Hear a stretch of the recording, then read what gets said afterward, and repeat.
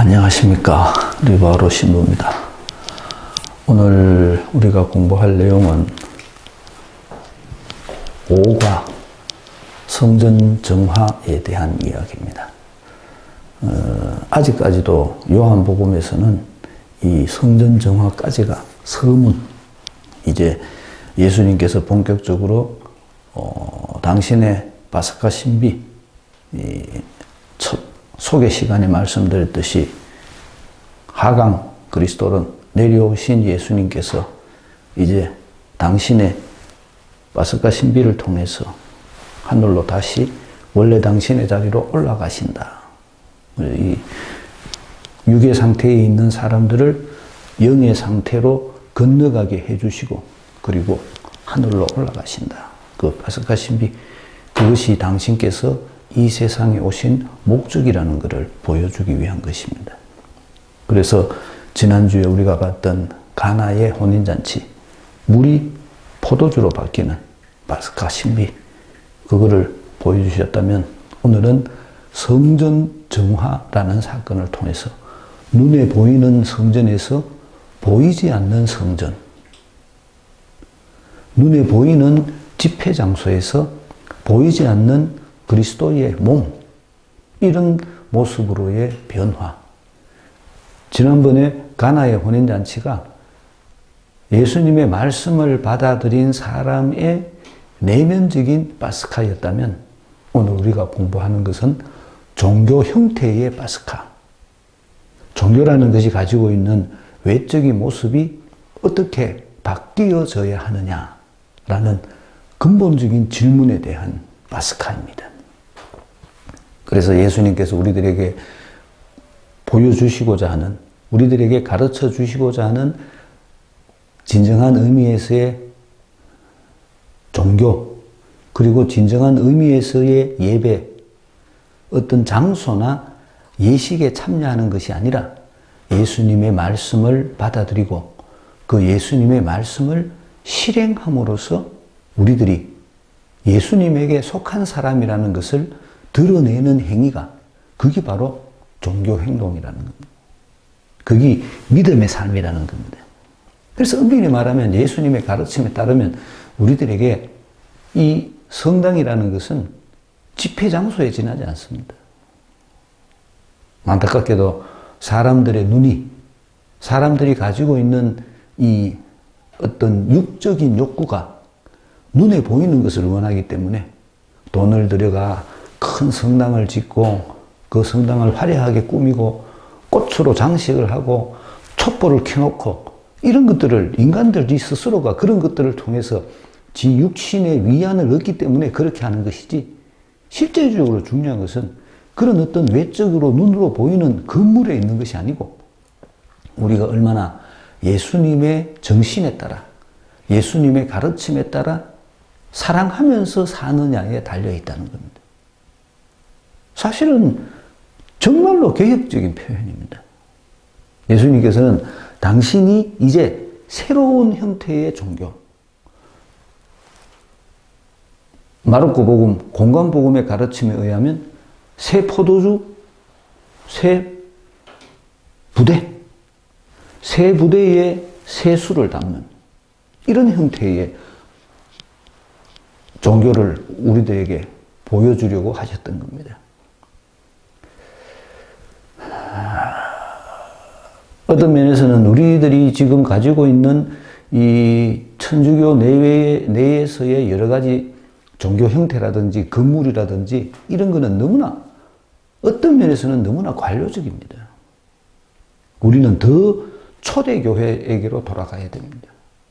아무것도 없는 상태. 참 어려운 얘기입니다만은 돈을 그렇게 들여가지고 우리가 지어놓은 저 건물을 하루에 몇 번 사용합니까? 그게 얼마나 경제적으로도 낭비입니까?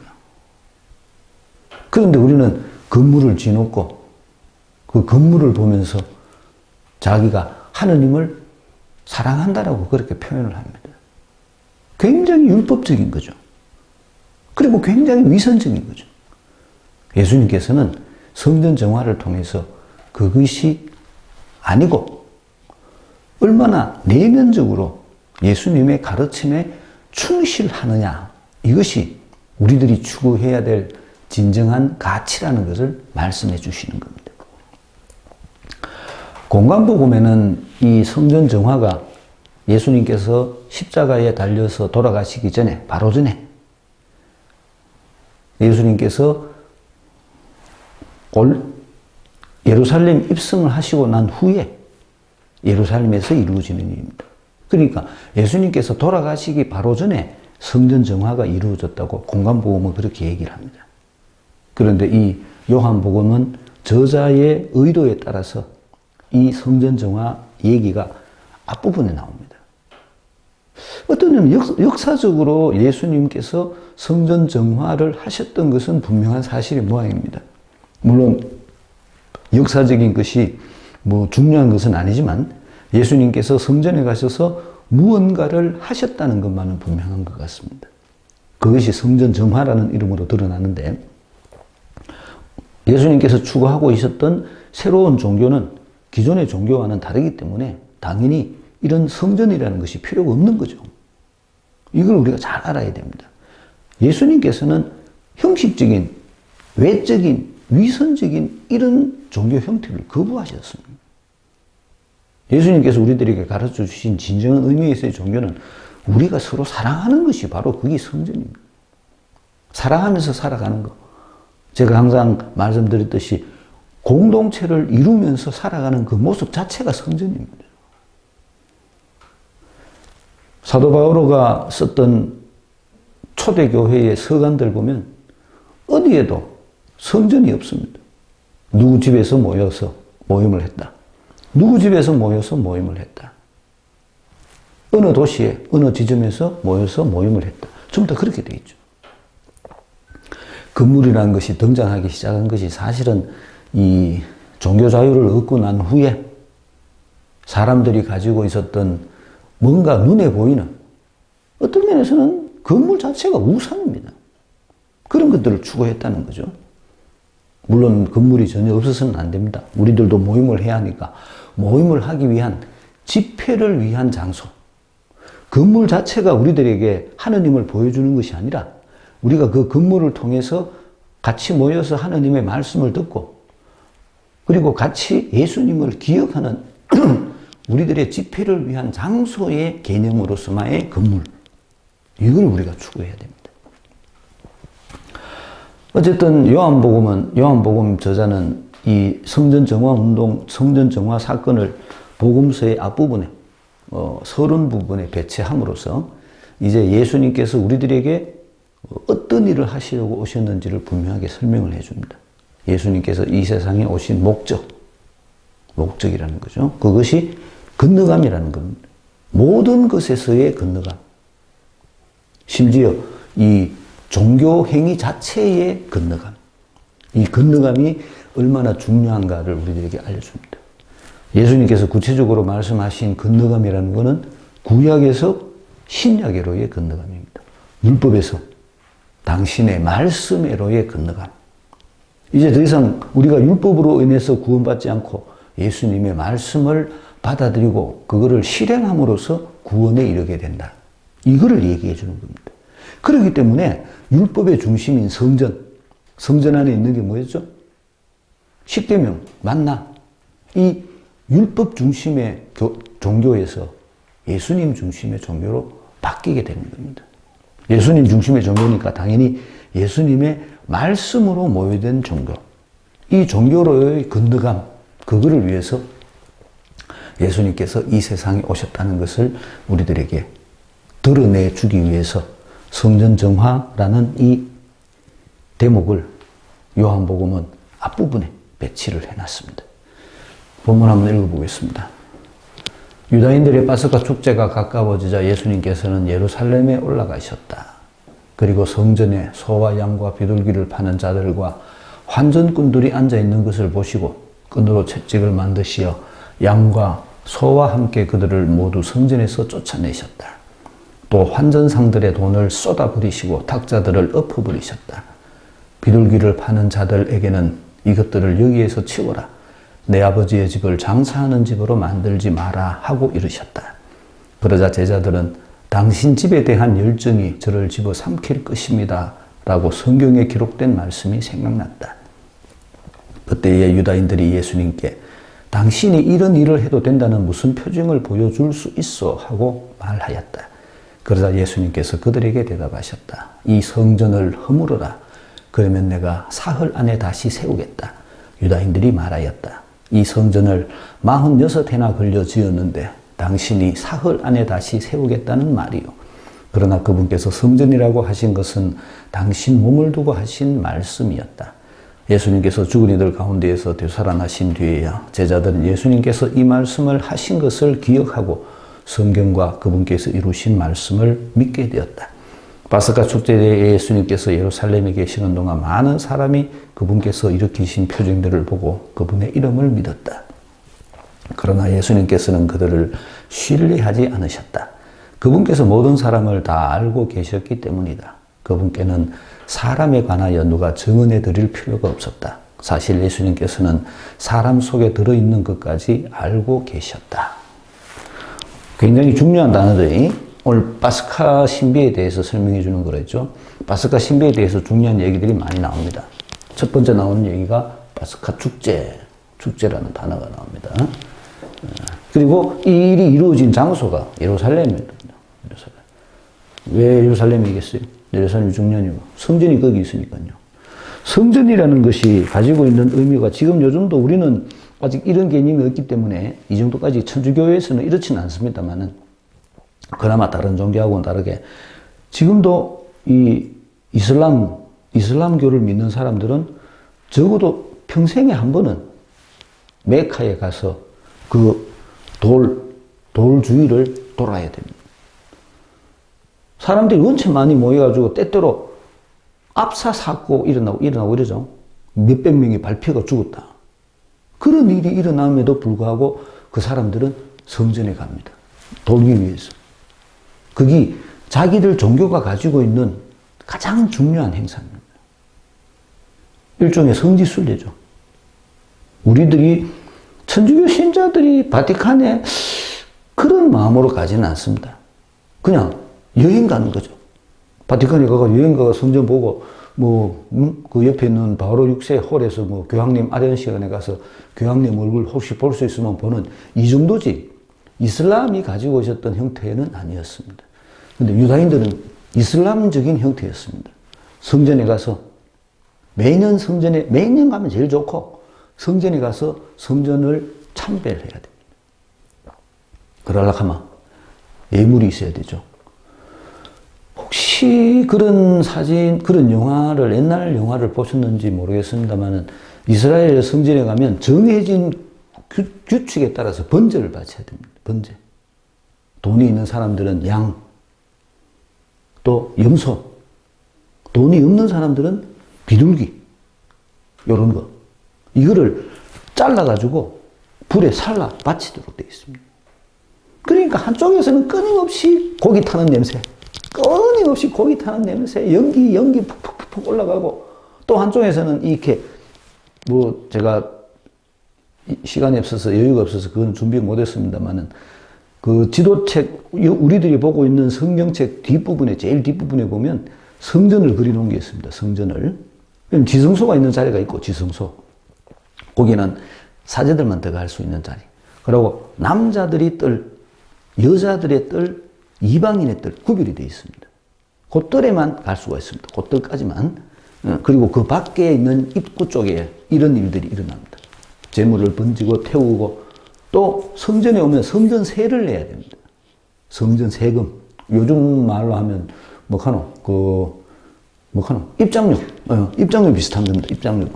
그리고 거기 있는 번제물을 사는 것도 성전 돈으로만 살 수 있습니다. 그것도 그럴 수밖에 없는 것이 온 세상에서 왔으니까 자기 나라 돈을 가지고 왔을 거 아닙니까? 이 자기 나라 돈을 쉽게 말하면 요즘 말로 하면 US 달러로 바꿔야 되는 겁니다. 그러니까 당연히 환전상이 있는 거죠. 돈을 바꿔야 되니까. 성전에는 성전 돈만 사용할 수 있으니까 당연히 바꿔야 되고, 성전에 들어가서 저가 집에서 이까지 오면서 양을 끌고 올 수는 없지 않습니까? 그러니까 당연히 그 안에서 번제물을 사서 번제를 바치는 겁니다. 그러니까 그런 장사꾼이 있을 수밖에 없는 구조입니다. 그 장사꾼을 누가 관리하겠습니까? 대제사장이 관리를 합니다.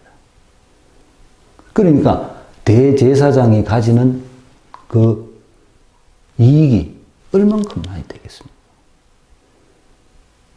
쉽게 말하면 종교를 통해서 돈벌이를 하는 겁니다. 잭밥에 더 관심이 많았을 겁니다. 얼마 전에 작년인가 누구냐 서울에 있는 국회의원 한 명이 그 전국에 있는 절 입장료 받아가지고 저것들 쓴다고 캤다가 조계종이 난리가 난 적이 있었죠. 코로나 나가 난리인데도 저끼리 모지가 무슨 타도 대회하고 이런 일이 있었습니다. 마찬가지입니다. 마찬가지. 지금도 그렇습니다. 우리가 절에 들어갈 때 입장료 내잖아요. 내가 절 보러 온 거 아닌데도 입장료 내게 돼 있습니다. 이런 일들이 그냥 자기들이 그냥 수익인 겁니다. 성당에 돈 받는 데는 없습니다. 바티칸에 박물관 들어갈 때 돈 받고 몬트리올에 가면 몬트리올 구시가지 옛날 시가지에 어떤 조그만한 그 무슨 성당이 있던데 거기 가니까 입장료 받더라. 그럼 입장료 많이 2달러인가 뭐 있어서 그렇게 입장료를 받았는데 들어가 보니까 그 입장료 그래서 받는 거 어떤 거 안에 전부 다 막 금으로 도배를 해놨더라고. 그래서 그 입장료를 받는지 입장료 받는 성당 제가 한 번 딱 봤습니다. 성당에는 입장료 안 냅니다.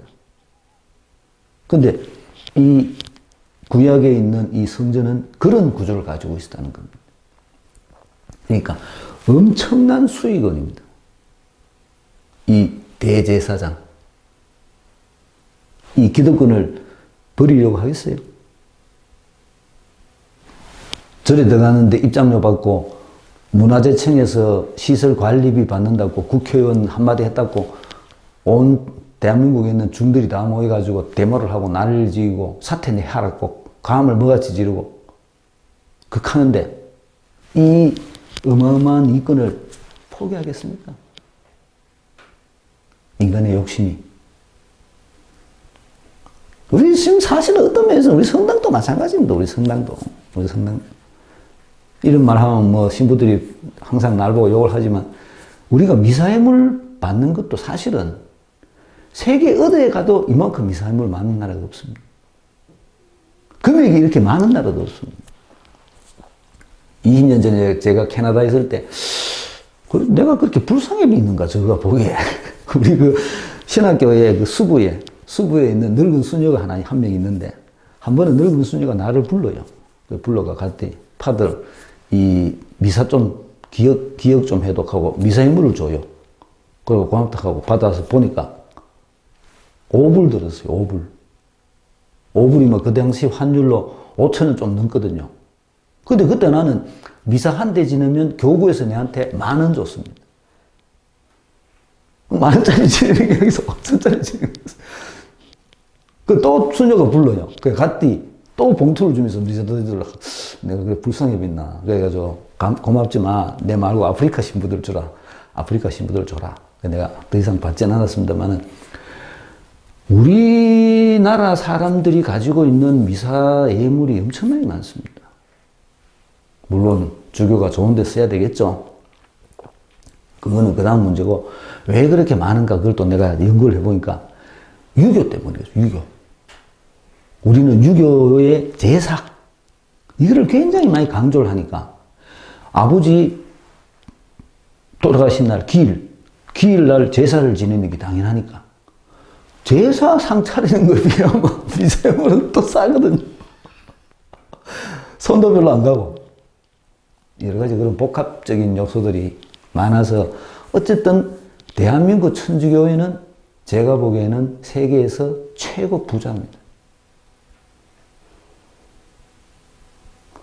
세상적인 면에서 돈이 많이 쌓이면 분명히 파리가 끓게 돼 있습니다. 어쩔 수가 없습니다. 우리는 더 가난하게 살 필요가 있습니다. 저는 그렇게 생각합니다. 딴 얘기. 어쨌든 그래서 그런 이런 사람들이 있을 수밖에 없었다는 겁니다. 번제를 바칠 짐승을 파는 사람. 그리고 성전돈으로 바꿔야 될 환전할 수 있는 사람이 있을 수밖에 없는 그런 구조였다는 겁니다. 그 구조에 대해서 예수님이 뭐라고 말씀하시는 겁니다. 그리고 또 파스카 축제와 같은 얘기를 하고 있는 것이 뭔가 하면 3일이라는 3일이라는 단어.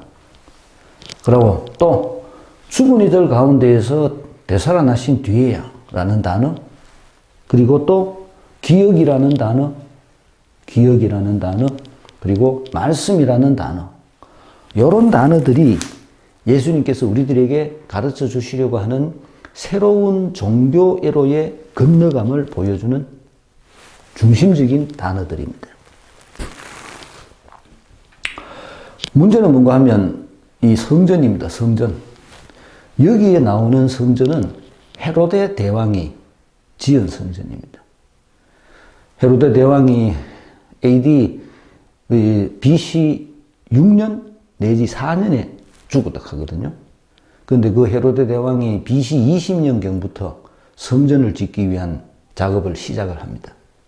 그래서 자기 생전에 다 못 짓고 여기 나오는 이 부분이 어느 일정한 부분 1차 성전 이렇게 표현을 하는데 보통 예수님이 있었을 때는 1차 성전인데 아직도 완성되지 못한 상태입니다. 이 헤로데 성전이 완성되는 것이 역사가들에 따라서 조금씩 다르긴 합니다만은 AD 40년 내지 60년 그때 돼서 완성됐다고 합니다. 완성되자마자 로마군들에 의해서 다시 파괴됩니다. 헤로데가 성전을 지으려고 마음을 먹었던 이유는 이 헤로데가 성전 때문에 지가 망하기도 했습니다만은 성전을 지으려고 마음을 먹었던 이유는 유다인들에게 환심을 사기 위해서입니다. 바빌론 유배를 가면서 바빌론 나부코도노솔이 예루살렘에 쳐들어와서 성전을 파괴를 합니다. 그게 BC 580년경이거든요. BC 580년경에서 예수님 태어나신 게 AD와 BC가 갈라진 해니까 BC 20년이니까 550년 동안 유다인들은 성전이 없었습니다. 율법만 가지고 있었습니다. 그게 500년 넘는 동안 자기들 믿음에 본거지가 없는 겁니다. 그때만 해도 성전이 자기들 믿음의 본거지라고 생각을 했거든요. 그렇기 때문에 이 사람들은 그냥 자기들이 시나고게 그 회당에 모여가지고 요즘 우리들 말로 하면 말씀의 전례 같은 것을 하면서 말씀의 전례를 하면서 우리 식으로 말하면 쉽게 말하면 저거죠. 이 복음 나누기 하는 거죠. 그런 형태로 종교를 유지해 나왔습니다. 그런데 헤로데가 지가 시저한테 가서 이 유다 지역에 대한 왕권을 받아와서 유다인들에게 환심을 사기 위해서 이제 성전 짓는 작업을 시작을 했던 겁니다. 그 성전이 여기에 나오는 요 성전입니다. 구약을 상징합니다. 또 굉장히 중요한 구약을 상징하는 중요한 단어가 있는데 그게 뭔가 하면 46회라는 단어입니다. 46회. 실제적으로 46회가 걸린 게 아니고 실제적으로 46회가 이 예수님과 이 사람들이 만났었던 때가 보통 AD 30년, 29년, 30년 이러니까 아직도 미완성적인 상태였죠. 성전은 미완전 상태인데 여기서 말하는 46회는 이스라엘 백성을 상징합니다. 그러니까 여기 등장하는 성경 자체가 구약을 상징합니다. 이스라엘 백성, 구약, 옛 계약, 율법의 지배를 받고 있는 유다인들 이걸 상징하는 거죠. 이 46회라는 단어가 요즘 요번 주가 사순절, 다음 주가 사순 일주입니다만은 40일이죠. 40일. 이스라엘 백성이 광야를 헤맸던 해가 40년인데 요르단강을 건너서 처음으로 정착했던 데 걸린 시간이 46년입니다. 우리 질문서에 보면 그 성경 구절이 나와 있을 겁니다. 찾아보시면 알 수가 있습니다. 그래서 이 성전 자체가 벌써 유다인들을 상징을 합니다. 예수님께서는 이 유다인들의 구심점이 너희들의 종교가 더 이상 이 성전과 율법이 아니라 내 말이 너희들의 종교가 될 것이다. 요거를 우리들에게 얘기해 주고자 하시는 겁니다. 어쨌든 간에 예수님께서는 이런 일들을 올라가셔가지고 당신으로 인해서 이루어질 건너감, 종교 형태의 건너감, 구약이라는 종교, 율법 중심의 종교, 성전 중심의 종교에서 내 말씀 중심의 하느님 뜻 중심의 종교로 건너가도록 해준다. 여기 내가 해야 될 일이다라는 것을 이 성전 정화 사건을 통해서 보여주시는 겁니다. 비둘기 환전상들을 다 치운다 그랬죠. 제자들은 아직도 집에 대한 열정이라는 표현으로서 제자들은 아직도 예수님께서 왜 이런 일을 하시는지를 깨닫지 못한 상태죠. 제자들이 이러한 상태에서 건너가지 못한 상태에서 건너간 상태로의 변화, 제자들에게 일어난 변화가 죽은 이들 가운데서 되살아나신 뒤에야 기억하고 성경을 믿게 되었다는 겁니다. 다시금 기억하고 난 후에 이런 일이 제자들에게도 이루어졌다는 겁니다.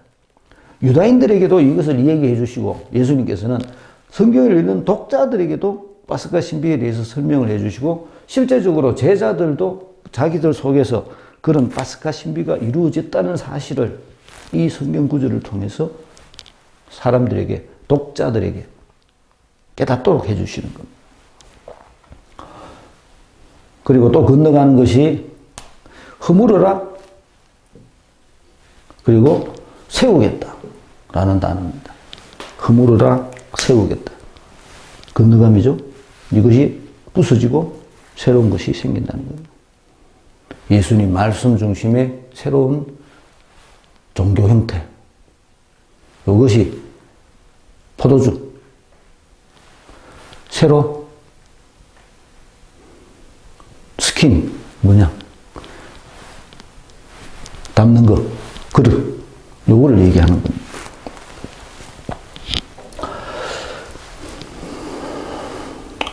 그 밑에 나오는 얘기들은 굳이 설명할 필요는 없는데 정언이라는 단어가 중요합니다. 정언. 예수님한테. 왜냐하면 예수님은 정언이 앞으로도 계속 이 얘기가 나오는데 예수님은 누구의 정언도 필요로 하지 않으십니다. 유다인들은 끊임없이 묻습니다. 누가 너를 증명할 것이냐? 누가 그거를 증명할 것이냐라고 앞으로도 계속 끊임없이 묻는데 예수님께서 말씀하시는 증언은 내 아버지께서 나를 증언하신다. 그렇게 얘기를 합니다. 또 성경이 나를 증언한다. 너가 성경을 믿으면 나의 말을 믿을 것인데 너가 성경을 안 믿기 때문에 나를 받아들이지 않는다. 이 얘기를 계속 하십니다. 그래서 예수님은 사람의 증언에 의해서 인정받는 분이 아니시고 하느님에 의해서 하느님의 증언에 의해서 하느님의 아들이라고 인정받는 분이시다. 요 얘기를 요한복음은 끊임없이 합니다. 내가 하느님의 일을 하고 있다. 내가 하느님의 일을 하고 있다는 것 자체가 아버지께서 나를 증언하는 것이다. 요 얘기를 계속합니다. 나의 증언은 아버지시다. 그렇기 때문에 증언이 필요가 없었다라고 얘기를 하는 겁니다. 문제풀이 해봅시다. 5가 성전 정화 2장 13절에서 25절까지입니다. 시간 파스카 축제가 가까운 시간. 가까워지자라는 말은 아직 미완성이죠. 미완성. 요 가까워지자 그리고 또 제자들도 미완성입니다. 제자들도 미완성 또 여기에 등장하는 유다인들도 미완성의 상태. 그리고 이거를 현재 이 2장에 나오는 이 성전 정화라는 사건을 보고 있는 독자도 미완성의 상태입니다. 미완성의 상태. 완성의 상태는 언제? 완성의 상태는 예수님의 파스카 신비가 있고 난 후에 예수님의 죽음과 부활을 경험하고 난 후에 완성의 상태죠. 이 완성의 상태에 가야만이 깨달음을 얻게 됩니다. 파스카 신비일 깨달음을 얻게 됩니다. 그걸 제자들이 미리 건너갔다는 거죠. 집에 대한 열정에서 죽은 이들 가운데서 되살아나신 예수님에 대한 기억이 그들로 하여금 건너가도록 만들었다는 겁니다. 그래서 독자들로 하여금 이 성경 말씀을 보면서 우리도 나도 건너가야 되는구나. 예수님께서 저렇게 건너가시는 것이 예수님께서 이 세상에 오신 목적이구나. 나도 예수님과 함께 건너가야 되는구나라는 생각을 갖도록 해주는 겁니다. 예루살렘, 성전이 예루살렘에 있었으니까요. 성전의 타락한 모습, 배경, 유다인들의 불평, 허물어라, 세우겠다. 핵심적인 단어입니다. 46년 헤로데 성전 말씀드렸죠. 3일 만에 파스카 신비가 이루어진 완성입니다. 완성. 당신 몸 대사가 나신 뒤 이런 얘기들입니다. 1번 시간과 장소를 찾아보고 둘 사이의 연관성도 생각해 봅시다. 아까 말씀드렸습니다. 파스카 축제가 가까워지자 예루살렘에서 예수님의 죽음이 일어납니다. 그래서 예수님의 파스카 신비가 이루어진 장소는 예루살렘입니다. 그래서 예루살렘이 중요합니다. 루카가 특히 이 점을 강조를 합니다. 루카가. 그래서 루카는 예루살렘으로부터 예수님의 기쁜 소식이 전해진다고 설명을 해줍니다. 그래서 다른 마테오나 마르코는 제자들에게 어디로 가라고 그럽니까? 갈릴리아로 가라고 그럽니다. 갈릴리아. 그런데 루카는 예루살렘에 머물러 있어라. 여기서부터 출발점이 다릅니다. 출발점이 루카는 예루살렘이고 마르코와 마테오는 갈릴리아입니다. 발현 장소도 다르죠. 루카는 예수님 발현 장소가 예루살렘입니다.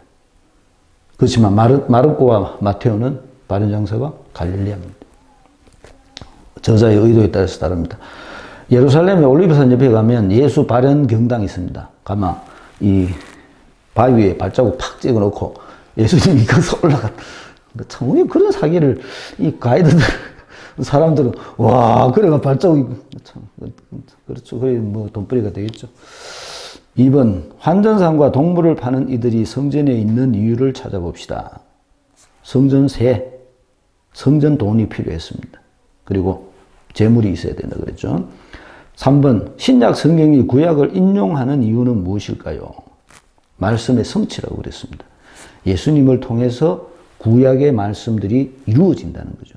그러니까 이 구약은 전부 다 누구를 위한 책이다? 예수님을 위한 책이다. 예수님. 구약 성경 전부가 예수님에 대해서 예언해 놓은 것이다. 이게 이 성경을 저술한 저자들은 정말로 머리가 좋은 사람들입니다. 성경에 대해서 빠삭한 사람들입니다. 보면 볼수록 이 사람, 이들의 성경 말씀이 정말로 영감에 의해서 쓰여졌다 그러거든요. 성경 영감설이라고, 영감설. 성령께서 쓰도록 만들었다. 지가 쓴 게 아니다. 이렇게 얘기를 합니다. 무호설도 있고, 성서의 영감, 성경의 무호설, 잘못된 것이 없다. 이런 것들이 있는데, 성경을 공부하면 공부할수록 정말로 이게 사람이 쓴 책일 수가 없다는 생각을 합니다. 그리고 굉장히 과학적입니다. 굉장히 과학적입니다. 우리가 그렇지 못해서 우리는 소수 읽듯이 읽기 때문에 그 의미를 잘 모르는 것이지 그렇게 만들어져 있습니다. 이 성전이란 헤롯 대왕이 세운 성전입니다. 인터넷에서 헤롯 대왕의 성전을 찾아봅시다. 한번 찾아보십시오. 어떻게 해서 성전을 짓게 됐고 어떤 정치적 목적이 있었고 어떻게 해서 아직 미완성의 단계에서 이런 그런 것들이 인터넷에 헤롯 대왕 성전 이렇게 치시면 나옵니다. 46이라는 숫자와 3이라는 숫자의 상징성을 비교해 봅시다. 여호수아서 11장 23절에 나오는 말이 46년 때 해든단 그들이 거기에 안착했다. 이 기록이 되어 있습니다. 마르고 보면 나오는 3이라는 숫자가 죽으신 지 3일 만에에 대한 얘기입니다. 6번 신약의 성전은 더 이상 건물이 아닌 예수님의 공동체를 말합니다. 찾아봅시다. 고린도후서에 나오는 이야기입니다. 내 몸이라고 말합니다. 몸. 내 몸에 붙은 지체, 머리이신 그리스도, 몸인 교회, 우리들 이 표현을 합니다. 7번 복음서는 아주 중요한 사실을 미리 예고합니다. 무엇입니까? 중요한 일을 얘기합니다. 죽은 이들 가운데서 되살아나셨다는 것을 얘기해 줍니다. 예수님의 파스카를 미리 우리들에게 얘기해 줍니다. 이 구절 전체가 예수님의 파스카를 위해서 있는 것이구나라는 걸 우리들 알고 알게 해주는 겁니다. 8번. 파스카 축제 때 그분이 일으키신 가장 중요한 표징은 무엇입니까? 그분께서 일으키신 표징 뭡니까? 제일 중요한 표징. 부활입니다. 부활. 예수님의 파스카. 예수님께서 우리와 함께 계시다. 표정이죠. 9번. 예수님께서 사람들을 신뢰하지 않은 이유는 무엇입니까? 예수님께서 그들을 신뢰하지 않은 이유는 그들이 믿지 않았기 때문에 그들을 신뢰하지 않으신 겁니다. 예수님은 유다인들과의 갈등 속에서 그들이 예수님을 믿지 않는다는 것을 확실히 알고 계셨습니다. 성전 정화, 예수님의 일생에 대한 예고편입니다. 예수님의 파스카, 그리고 종교 형태의 파스카, 제자들의 파스카, 우리들의 파스카. 예수님은 그 파스카 신비를 위해서 이 세상에 오셨다. 요거를 우리들에게 보여주기 위해서 성전 정화, 앞장에서 우리가 지난주에 봤었던 가나의 혼인잔치, 그거는 개인적인 인간의 파스카, 요거는 종교 형태의 파스카. 둘 다 파스카 신비를 우리들에게 설명해 주고 있습니다. 그것이 예수님의 사명이기 때문에 그렇습니다. 마치겠습니다. 안녕히 계십시오.